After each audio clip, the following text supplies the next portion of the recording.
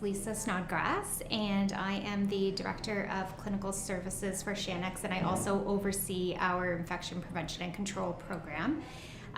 So my responsibility and the responsibility of my team is really to make sure that our residents are receiving the best care, that our staff have the most current best practice information that they need to provide the quality care that our residents need and deserve.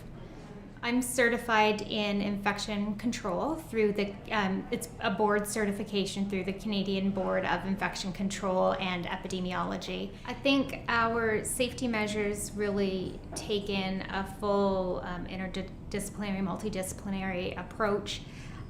We look at everything from building structure, to being able to create isolation areas if we have to, or create wide open spaces with good ventilation systems that are all, they can be proactive and reactive in regards to managing illness and infection. We also have great training programs for our employees from the day they start their job, even before they start their jobs with us. They receive education through various platforms on how to properly wear PPE, how to select PPE, how to do a point of care risk assessment so they know what they're looking at to keep the residents and themselves safe. The unique build of our homes enabled us to create these areas that could be literally separate from the rest of the community in that home. So we could have an individual who was tested positive for COVID-19 move into a designated care area and then actually have the designated staff to look after them.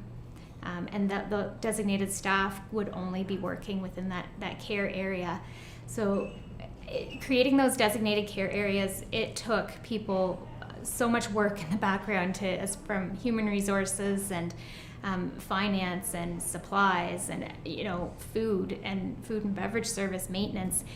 There was so much work that went into that, but the fact that we have all those people working for us put us in a really unique place that we could say, this is what we need to do, let's make it happen.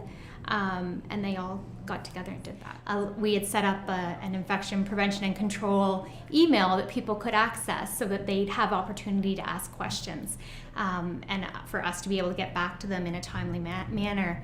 And sometimes people would ask questions, and other times they would just send in a message of thank you. Or just something so little, and I don't know if they truly are aware that your phone might ping in the middle of the night and you check and it would just be a message saying thank you, and that meant more than anything. And I know my colleagues, my teammates would say the same thing.